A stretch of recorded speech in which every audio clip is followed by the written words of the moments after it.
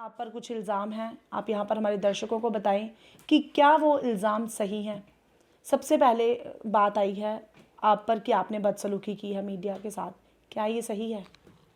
नमस्कार, मैं सुरजीत सिंह पप्पू चौधरी भाजपा का कार्यकर्ता हूं और इस वार्ड का कारपोरेटर हूं। मेरी बात मीडिया वालों से नहीं हुई है। मीडिया वालों तो ये एक साइड पे इन्होंने खुद ही ऐसा कुछ ये किस तरीके से इन लोगों ने ये कोई मेरे ऊपर इल्ज़ाम लगाया है, कोई प्रूफ करके बताया मेरे को, तो मेरे को भी पता चले भाई मैंने इनके साथ कोई बदसलूकी की है। तो एक आदमी वो वीडियो बना रहा है उसकी ज़बरदस्ती, तो क्या उसको पूछने का हक नहीं है कि भाई मैं एक औरत हूँ, एक लड़की हूँ, तो आप मेरी वीडियो बना रहे हो, क्यों बना रहे हो? यहाँ पे आप लोगों को एकजुट होके ये उस घर का फैसला कराना चाहिए था ना कि आपने एक तरफा फैसला कर रहे हो और उस बेटी को उसको हरासमेंट कर रहे हो, थाने में बुलाकर उसको बोल रहे हो कि केस वापस ले लो। आप कौन होते हो केस वापस लेने वाले? आपने वहाँ पे उस बेटी को थ्रेट की है। परसों की बात है जब आपने वहाँ पे बुलाया था, आप 10 बंदे थे, उसको अकेले वहाँ पे बुलाया आप लोगों ने, और आप बोल रहे हो कि इसका केस वापस ले लो, तो कोर्ट में घसीटेंगे। भैया कोर्ट में तो हम भी जाएंगे, हम थोड़ी छोड़ेंगे किसी को। हाय, मैं सना हूँ और मैं जम्मू 99 से हूँ। और यहाँ पर आप आएंगे तो आपको बहुत सी सारी चीज़ें आपको 99 और 199 में मिलेगी। जैसे ये कॉस्मेटिक है, कॉस्मेटिक बाज़ार में आपको सिंगल पीस 100, 200, 500, 600 ऐसे मिलता है, और यहाँ पे हम आपको 99 और 199 में आपको दे रहे हैं। हमारी कोशिश यही है कि हम ये आपको 199 और 99 में हर चीज़ प्रोवाइड करें। लेडीज़ फुटवेयर भी हम आपको 99 और 199 में प्रोवाइड करेंगे। या जब आप यहाँ पे विज़िट करेंगे तो आपको बहुत सारी चीज़ें मिलेगी। नियर पुलिस स्टेशन हमारा जानीपुर में हमारी लोकेशन है। आप यहाँ पे आएँ और यहाँ पे प्लीज़ आके एक बार विज़िट करें। Thank you. नमस्कार, स्वागत है आपका स्पिरिट न्यूज़ में और मैं हूं वंदना मलकाइन। एक बहुचर्चित मसला जो जम्मू में पिछले 2 दिन से बना हुआ है। एक लेडी को बताया जाता है कि उसको काफ़ी मारा पीटा गया है उसके घर वालों के द्वारा, और साथ ही साथ बात आती है वार्ड नंबर 43 के कारपोरेटर पप्पू चौधरी जी पर कि उन्होंने भी बदसलूकी की है। तो चलिए, हम मीडिया का कार्य होता है कि दोनों पक्षों को दिखाना, दोनों पार्टीज़ को बताना। एक पार्टी हमने आपको बताई थी जहाँ पर पत्रकारों ने प्रदर्शन किया था और उनका क्या कहना था वो आपको पता है। चलिए इनसे भी बातचीत कर लेते हैं कि ये क्या कुछ कहते हैं। सर, आप पर कुछ इल्ज़ाम हैं, आप यहाँ पर हमारे दर्शकों को बताएं कि क्या वो इल्ज़ाम सही हैं। सबसे पहले बात आई है आप पर कि आपने बदसलूकी की है मीडिया के साथ, क्या ये सही है? नमस्कार, मैं सुरजीत सिंह पप्पू चौधरी भाजपा का कार्यकर्ता हूँ और इस वार्ड का कारपोरेटर हूँ।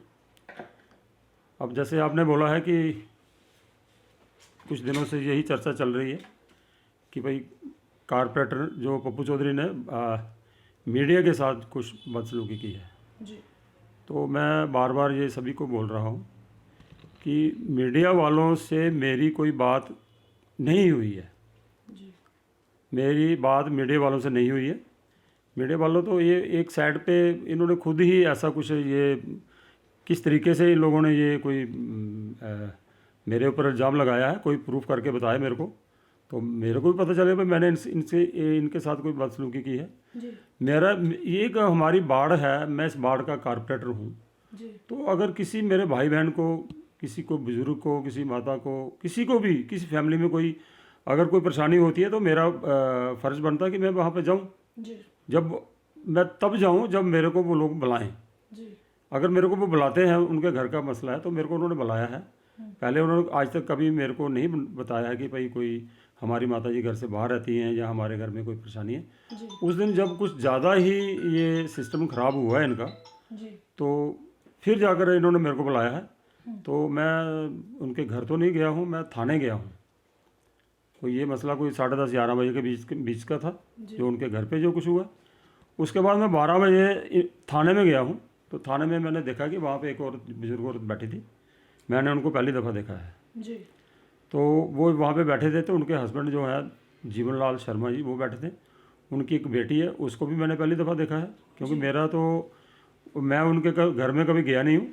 मेरा सिर्फ वो जीवनलाल शर्मा जी हैं, वो अंकल जो, उनके साथ मेरा बाहर मिलते रहते हैं, उनके साथ मेरी जान पहचान थी।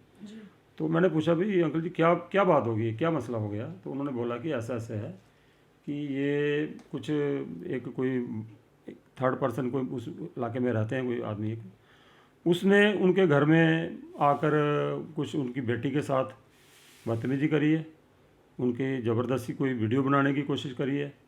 वो वीडियो उसने, जब उस लड़की ने मेरे को बताया कि जब मैंने भैया उसको पूछा है कि आप कौन हो मेरे घर के मसले में आने वाले, मैंने आपको नहीं बुलाया है, मेरे बाप ने नहीं बुलाया है, घर का जो मालिक है उसने आपको नहीं बुलाया है, तो आप कौन हो बीच में आने वाले?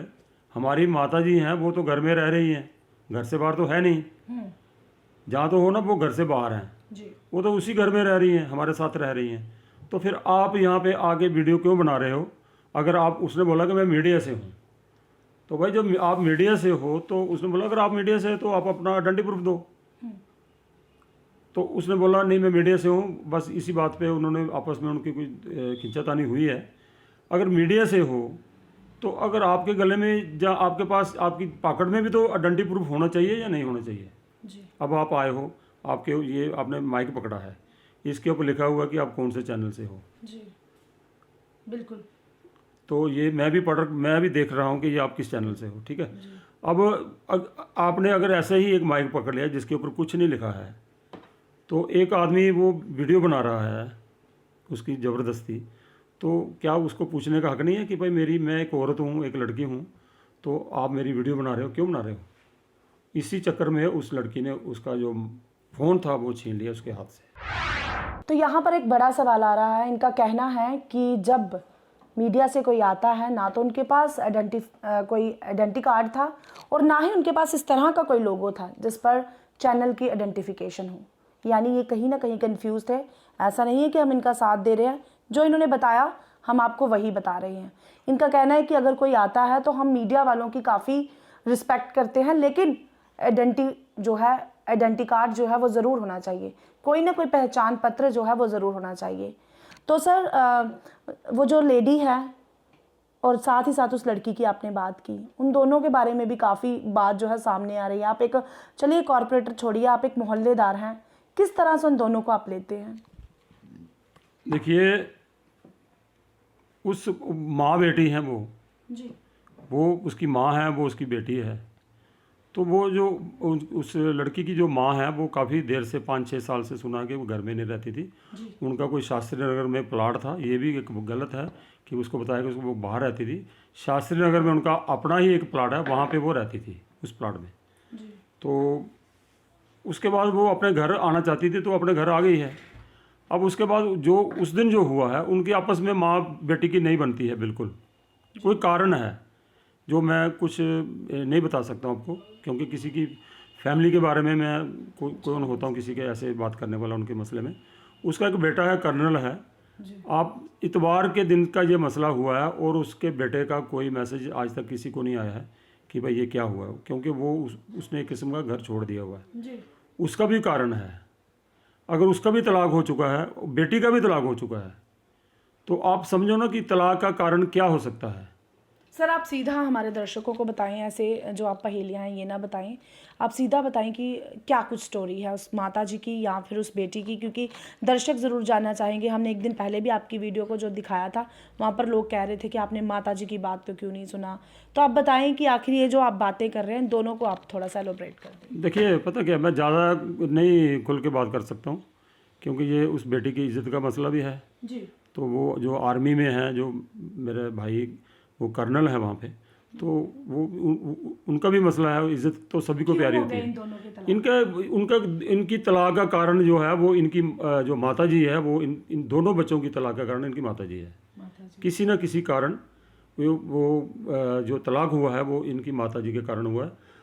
मैं खुल के बोलूँगा कि आप कोई भी बंदा उनके मोहल्ले में चले जाओ, मेरा वहाँ पे होना ज़रूरी नहीं है। मैं ना मेरे को किसी को मेरे को बताने की ज़रूरत है कि आप कोई भी बंदा जाओ यहाँ पे, उनके मोहल्ले के, उनके आस पड़ोस के जो रहते हैं लोग, उनसे पूछो कि बेटी कैसी है, माँ कैसी है, या बेटा कैसा है, या उसका जो उस औरत का जो घरवाला है, माता का जो घरवाला है वो कैसा है।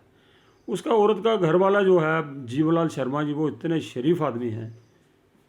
उन्होंने कम से कम 3-4 दफ़ा उन्होंने अपनी आत्महत्या करने की कोशिश करी हुई है। जिस महल्ले वालों ने उनको बचाया है, उस आदमी ने अपने ऊपर मिट्टी का तेल डालकर जलने की कोशिश करी हुई है, तो आप समझ सकते हैं कि क्या कारण हो सकता है। तो इसमें अब मेरा तो कोई लेना देना मेरा तो था नहीं। अब कोई तीसरा बंदा आएगा ऐसे जिसको कोई मोहल्ले के लोग जानते भी नहीं है, कोई भी हो जी। किसी के घर में क्यों जाएगा? मीडिया किसी के घर में क्यों जाएगा? किसी का मसला है तो वो घर वाले उसको बुलाएंगे मीडिया वालों को, तो फिर जाओ ना, ऐसे कैसे चले जाओगे आप यार? ये ऐसा थोड़ी होता कि आप मीडिया हो तो मीडिया का काम है सच्चाई बताना। आप सच्चाई बताओ। मैं आपसे बार बार रिक्वेस्ट कर रहा हूँ कि आप सच्चाई बताइए, क्योंकि ये इस स्टोरी का एक पहलू नहीं है, दो पहलू हैं। चलिए, अगर जाते भी हैं तो चलिए, मीडिया का काम होता है सच्चाई को बताना या आप तक पहुंचाना या पल पल भर की खबर देना कहाँ पर क्या हो रहा है, ताकि आप लोग सुरक्षित रहें, सेफ रहें। पर बड़ा सवाल, जिस तरह से आपने कहा कि एक पहचान पत्र होना चाहिए, बिल्कुल बिल्कुल बड़ा सवाल बिल्कुल जो है इस यही कारण बना है जो उधर वहाँ पे थाने में मैंने पहले कल भी बोला था। यानी आप उन लोगों को पहचान नहीं पाए। मैं बताता हूँ आपको, मैम सुनिए। मैं कल भी बोला था, मैं हर बार यही बोल रहा हूँ कि अगर मैं अपने ऑफिस में बैठा हूँ जी। तो यहाँ पे 8-10 बंदे आ जाते हैं, चाहे वो बाहर से अलग अलग आए हैं, पर वो उनकी एंट्री जो है इकट्ठी हो जाती है मेरे ऑफिस खोलकर। तो वो जो आगे एक बंदा लीड कर रहा है जी। तो तो मैं ये समझूंगा, अगर मैं उन लोगों को नहीं जानता हूँ तो जी। मैं समझता हूँ कि जो आदमी आया है ये सारे इसी के साथ आए हैं। अब वो जो है आदमी जो वहाँ पे जब पहुँचा है, जब उस फैमिली का सेटलमेंट हो चुका था, उसकी माताजी ने साइन कर लिए थे 10,000 रुपये पे और दवाई का खर्चा अलग से, और पूरा मकान उसको दे दिया गया है। अब कुछ लोग अब भी ये ऐसे कोई पर्सनल जो हैं वो मेरे साथ कर रहे हैं कि भाई माताजी का क्या हुआ। माताजी को भाई लोग मैं आपको बताता हूँ कि माताजी को पूरा मकान मिल चुका है, पूरे मकान में बैठी हुई है वो लोग, वो उसकी बेटी और वो उसका घरवाला जो वो है तालाब तिलों में किराए पे चले गए हैं। उन्होंने तालाब तिलों में किराए पे मकान ले लिया है। वो बेटी कहीं पे उधर सर्विस करती है, उसको नज़दीक था तो इसलिए उसने शिफ्ट कर लिया है। जी। तो ये जो जब कोई वो लोग अंदर आए हैं मेरे उस वहाँ पे, तो अगर ठीक है आप लोग मीडिया वाले थे, मैं अभी थे इसलिए लगा रहा हूँ कि मैंने किसी को जानता ही नहीं था कि कौन है ये मीडिया वाला कौन है। जी। अगर आप मीडिया वाले थे तो आप में से किसी का जो आपका जो मेन था, जो लीडर था, आपका हेड था, जो उसने मेरे से बात करनी चाहिए, या पुलिस वालों से बात करनी चाहिए कि हमको भी पता चलता भाई ये लोग मीडिया वाले हैं। आपने मास्क डाले थे और ना ही किसी के पास कोई माइक था, ना ही किसी के पास वो आइडेंटिटी प्रूफ उसने अपने गले में या कहीं उसने अपना आइडेंटिटी प्रूफ किसी ने बताया वहाँ पे। तो वो सर जो अमनदीप है, जो मैं उसका नाम नहीं लेना चाहता हूँ, उसने उस बेटी को वहाँ पे आकर गाली निकालता है, उसको भदर सी गालियाँ निकालता है कि जो कोई भी आदमी सुनेगा तो परेशान हो जाएगा। और उसके बाद वो मेरे एक आदमी को थ्रेट करता है, मुंह के ऊपर ऐसे हाथ फेर के बोलता है कि मैं तेरे को देख लूँगा, मैं तेरे को ये कर दूँगा, तू मेरे को जानता नहीं है। तो उसके बाद मैंने उसको बोला है कि भाई तू जो करना है तू कर ले। मैंने उसको ऐसे करके बोल रहा हूँ, उसको बोल रहा हूँ जैसे आप बैठे हो, मैं आपको बोल रहा हूँ, मेरी बात आपसे हो रही है, मेरी बात इस साइड को बैठा, मेरी बात अगर उससे होगी तो मेरा जो चेहरा है वो उस साइड होना चाहिए जी। मेरे हाथ उस साइड होने चाहिए, ना कि मैं आपके बात कर रहा हूँ तो मैं उसको थोड़ी सुना रहा हूँ। मेरे पीछे कोई खड़ा तो मेरे को क्या पता कौन खड़ा है पीछे, मेरे कौन मीडिया वाले हैं ये। जी। मैं ललित खजूरिया जी जो हैं, सुना है कि बड़े अच्छे पत्रकार हैं, पर ऐसा मैं आज तक उनसे मिला नहीं कभी भी। उनको पता है मैंने आज तक कभी उनसे मिला नहीं हूँ, ना ही वो मेरे से मिले हैं। हमारी एक दफ़ा आमने सामने मुलाकात हुई थी, तो ना मैं उसको जानता हूँ तो ना वो मेरे को जानते हैं। सुना था कि अच्छे हैं, पर ये जो उन्होंने जो रोल किया है, इस परिवार को एक घसीटने का प्रोग्राम किया और एक ऐसे आदमी के साथ लगकर जिसका अपना कोई करैक्टर नहीं है, जिसका कुछ, मैं उसके बारे में कुछ नहीं बोलूँगा जी, छोड़ो उसको। जिस मतलब किसी थर्ड पर्सन के आदमी के साथ लगकर उन्होंने उसका साथ दिया है, ना कि उस अगर आपको हमदर्दी है, बोल रहे हैं कि माता जी का दुख नहीं दिख रहा है। आज भी कल भी बोल रहे थे कि उनको माता जी का दुख नहीं दिख रहा है। माता जी का दुख भैया सभी को दिख रहा है, सभी की माता होती हैं, सभी की माएँ होती हैं। हमारी भी माँ थी, हमारी भी बहन थी, हमारी बहन है, हमारी माता जी तो हमारी नहीं है। पर यहाँ पे आप लोगों को एकजुट होके ये उस घर का फैसला कराना चाहिए था ना कि आपने एक तरफा फैसला कर रहे हो और उस बेटी को उसको हरासमेंट कर रहे हो, थाने में बुलाकर उसको बोल रहे हो कि केस वापस ले लो। आप कौन होते हो केस वापस लेने वाले? आपने वहाँ पे उस बेटी को थ्रेट की है। परसों की बात है, जब आपने वहाँ पे बुलाया था, आप 10 बंदे थे, उसको अकेले वहाँ पे बुलाया आप लोगों ने, और आप बोल रहे हो कि इसका केस वापस ले लो, तो कोर्ट में घसीटेंगे। भैया कोर्ट में तो हम भी जाएंगे, हम थोड़ी छोड़ेंगे किसी को। आपने मेरी इज्जत उछाली है, आपने मेरे ऊपर लच्छन लगाए हैं कि मैं एक गुंडा हूँ, मैं एक मतलब रिश्वतखोर में पैसे लेता हूँ। अरे भैया सुनो मेरी बात, अगर मैं ऐसा होता तो ये लोग जो है ना, मेरी बाढ़ के लोग, ये मेरे को बोर्ड नहीं डालते, ये मेरे को गाली निकालते, जूते मारते मेरे को। आपको पता नहीं है, ये मेरी बाढ़ के जो लोग हैं, ये मेरे से कितना प्यार करते हैं। उस दिन से हज़ारों की तादाद में लोग मेरे घर में आ रहे हैं, हज़ारों की तादाद में मेरे को मैसेज कर रहे हैं लोग।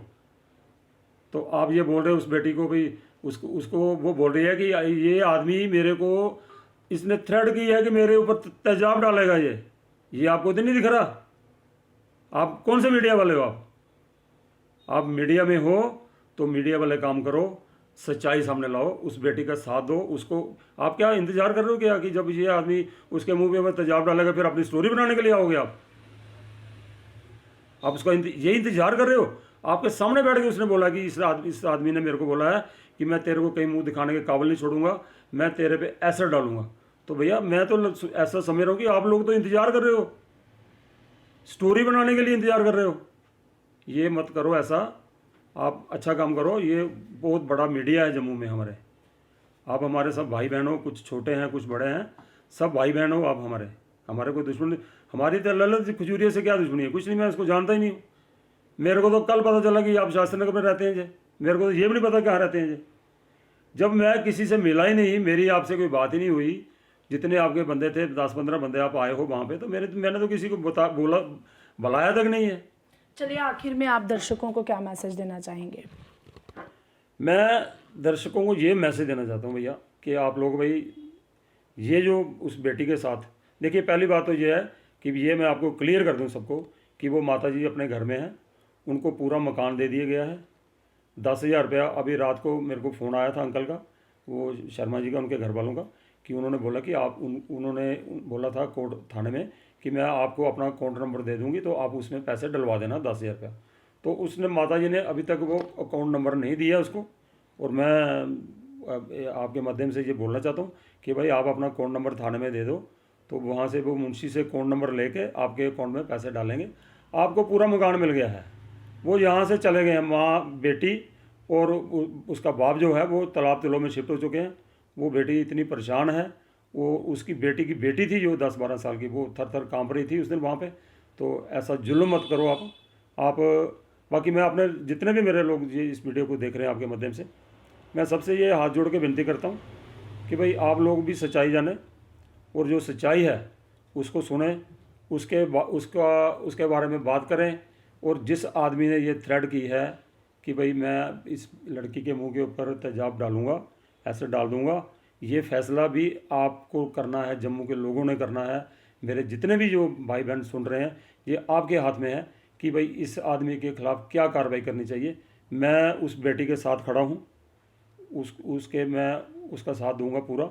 मैं देखूंगा कि कौन उसके मुंह के ऊपर तेजाब डालता है। और मैं ये फिर आपके माध्यम से ये बोलता हूँ कि आप मीडिया वाले जितने मेरे भाई बहन सुन रहे हैं सारे, तो उस बच्ची की एक न्यूज़ बनाकर जाओ, उसका भी इंटरव्यू लो, दोनों साइड चलो ना, उसकी भी सुनो कि क्या है। उसके ऊपर इंतज़ार मत करो कि कोई अनहोनी हो जाए, उससे पहले आप लोग जाग जाइए। बहुत बहुत धन्यवाद। तो ये थे पप्पू चौधरी, जो कि वार्ड नंबर 43 के कॉरपोरेटर हैं, और काफ़ी हर एक चैनल में इनके बारे में बताया गया और इन्होंने अपनी बात को रखा कि आखिर क्या कुछ हुआ। आपने भी देखा कि क्या कुछ इन्होंने कहा। अगर आपको भी लगता है कि जो कुछ इन्होंने कहा है वो कमेंट बॉक्स में आप कमेंट करें जी।